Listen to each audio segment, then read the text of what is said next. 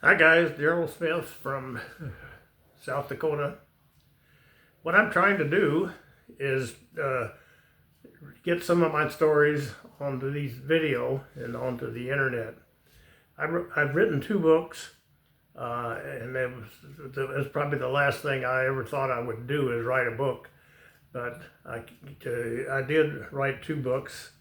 Uh, they're both available on Amazon.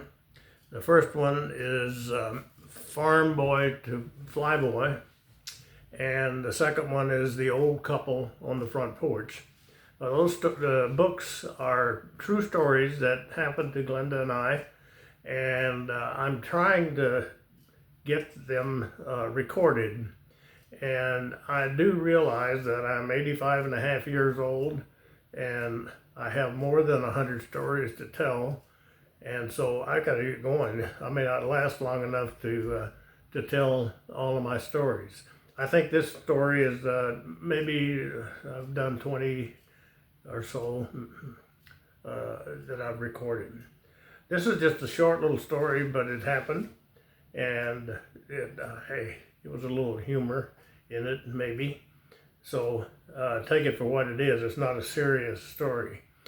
Part of it's serious. The serious part was that I had been in Vietnam about 3 months, been flying combat missions on a regular basis. It was hot, it was miserable, living conditions and food was not good. And I thought that that's where I would be. I would be there for the full year of my that particular deployment. Well, to my great surprise, I'd been there about 3.5 months. The great surprise was that my squadron, and I have no idea how the decisions were made, was that would be sent from Vietnam to Iwakuni, Japan, and the object was to give us a little R&R and also take on new pilots and to continue our training. It seems that pilots training never stops. No matter what kind of pilot you are, you train. So when we got to Japan, we started flying training missions right away. In order to kind of spread out the training to different bases, 5 of us were sent with airplanes, 5 pilots and 5 airplanes to Naha. What's the name? Naha. Anyway, Naha, I'll think of it in a minute. To consider our flying Okinawa, Naha, Okinawa. And while we were there, there was a group training down in the Philippines at Cubi Point Naval Air Station, and they were training to be forward air controllers. It was a group of them, maybe as many as 10 to 15 guys, and they were getting their final training before going into Vietnam. Well, their job was to point out targets for airborne aircraft so that they could make an attack on those targets. Well, they wanted they asked for real planes and real pilots to make their training as realistic as possible. So another pilot and I took 2 airplanes and we flew into Cubi Point and we started flying one alone. We would alternate flights out into the countryside, not very far from the base, to work with these forward air controllers. They positioned themselves on top of a hill, and there was a big valley, and they had visual sight of that valley. Well, we'd come over in our small jets, and they would pick out targets and try to tell us verbally or any way they could think of to identify that target so that it could be attacked. So it was good training for both of us.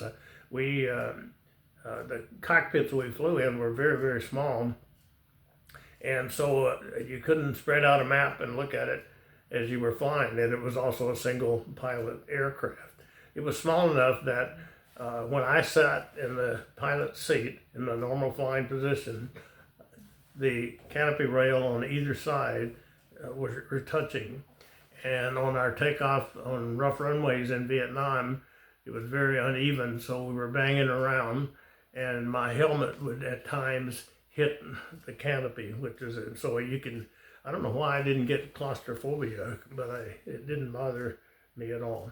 Anyway, I went out one day in the Philippines there, and we worked for about an hour, and finding these targets and identifying them, and we had some success at it, and we had good training.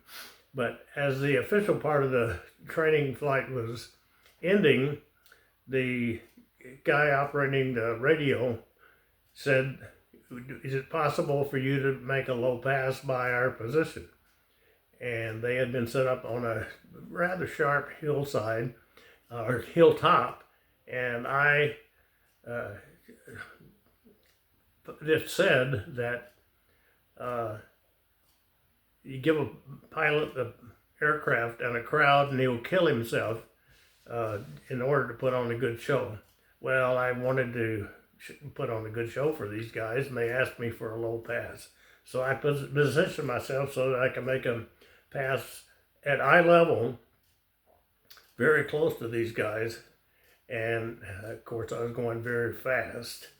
So they were able to tell me where they were, and I located them visually. So I lined up the little A4 and got it really humming. I was really flying and zoomed by them just a few feet away at high speed and at low altitude, of course.